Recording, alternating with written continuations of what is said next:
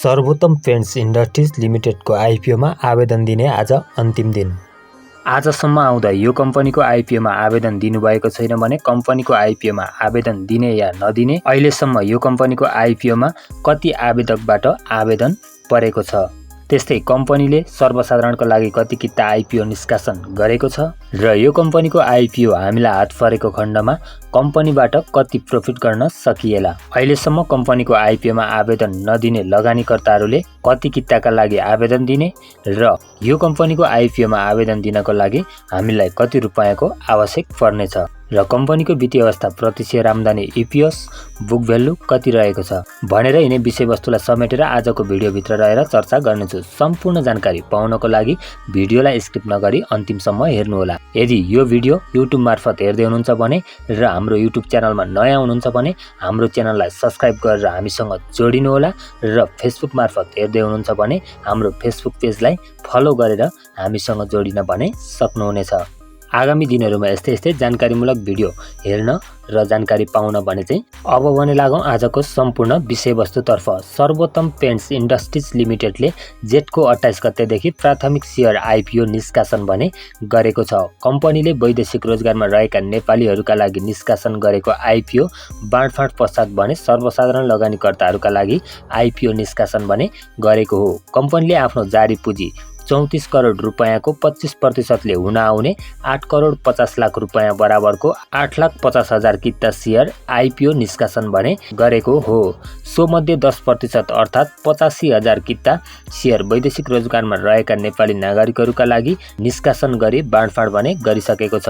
त्यस्तै कम्पनीले 42,000 किता साधारण सेयर सामूहिक लगानी कोष म्युचुअल फन्ड र 17,000 किता सेयर कर्मचारीका लागि छुट्याई बाँकी रहेको 7 करोड 5,50,000 रुपैयाँ बराबरको 7,05,500 किता सेयर सर्वसाधारण लगानीकर्ताहरूका लागि निष्कासन गरेको हो। सर्वोत्तम पेन्ट्स इन्डस्ट्रिज लिमिटेडले जेठको 28 गतेदेखि आइपिओ निष्कासन गरेको हो भने आज असारको 2 गते भने कम्पनीको आइपिओमा आवेदन दिने अन्तिम मिति रहेको छ।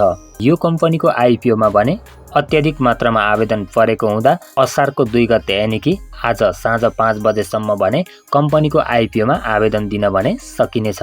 कम्पनीको आइपिओमा न्यूनतम 10 किताका लागि आवेदन दिनुपर्ने छ भने अधिकतममा 5,000 किताका लागि आवेदन दिन सकिने व्यवस्था भने चाहिँ र हजुरहरूले अहिलेसम्म पनि यो कम्पनीको आइपिओमा आवेदन दिनुभएको छैन भने 10 किताका लागि मात्र आवेदन भने दिनुहोला। सोभन्दा बढी आवेदन दिएको खण्डमा हजुरहरूको पैसा त्यत्तिकै होल्ड हुने सम्भावना भने चाहिँ रहन्छ र आजसम्म आइपुग्दा यो कम्पनीको आइपिओमा 24,63,429 जनाले 2 करोड 67,43,640 किताका लागि भने चाहिँ आवेदन दिइसकेका छन्। यो मागभन्दा 37.91 गुणा बढी भने आवेदन परेको हो। यसर्थ यो कम्पनीको आइपिओ हात पार्न भने हामीलाई भाग्यकै भर पर्नुपर्ने भने चाहिँ देखिन्छ।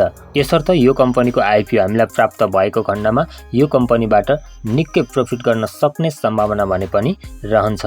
किनभने कम्पनीले सर्वसाधारणका लागि थोरै किता मात्र आइपिओ निष्कासन गरेको हुँदा, कम्पनी लो क्याप अन्तर्गत पर्ने हुँदा यो कम्पनीको सेयर दोस्रो बजारमा कारोबारमा आए पश्चात भने कम्पनीको मार्केट प्राइस हाई प्रेस जान सक्ने सम्भावना रहन्छ। कम्पनीको आइपिओबाट प्रति किता 12 देखि 1,500 रुपैयाँ यानि कि 1,000 को लगानीबाट 12 देखि 15,000 रुपैयाँ चाहिँ नाफाको आश गर्न सक्ने अवस्था भने चाहिँ रहन्छ। आइपिओ निष्कासनको लागि गराएको रेटिङमा केयर रेटिङ नेपालले कम्पनीलाई केयर एनपी BB- इस्युअर रेटिङ प्रदान गरेको छ भने यसले कम्पनीको दायित्व वहन गर्ने क्षमतामा मध्यम जोखिम रहेको सङ्केत पनि गर्दछ। कम्पनीको सेयर निष्कासन तथा बिक्री प्रबन्धकमा ग्लोबल आइएमई क्यापिटल लिमिटेड रहेको छ भने लगानीकर्ताहरूले नेपाल धितोपत्र बोर्डबाट स्वीकृति प्राप्त गरेका सम्पूर्ण सिआस्पा सदस्य, बैंक तथा वित्तीय संस्था र तिनले तोकिएका शाखा कार्यालयहरू तथा सिडिएससी एन्ड क्लियरिङ लिमिटेडबाट निर्माण गरिएको सफ्टवेयर मेरो सेयर अनलाइन प्रयोग गरी सिआस्पा प्रणाली मार्फत भने चाहिँ आवेदन दिन भने सक्नुहुनेछ।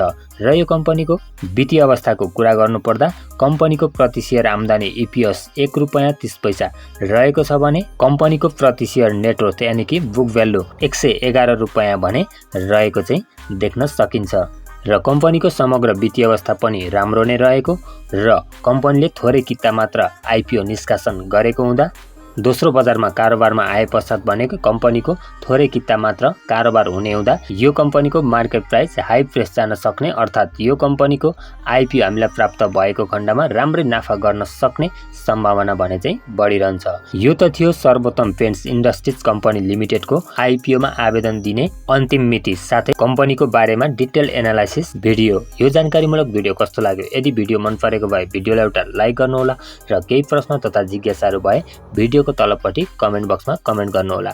आगामी दिनहरूमा यस्तै जानकारीमूलक भिडियो पाउनको लागि युट्युब च्यानल र हाम्रो फेसबुक पेजलाई फलो गरेर हामीसँग जोडिनुहोला। आजको भिडियो यति नै, फेरि भेट्नेछु अर्को भिडियोमा।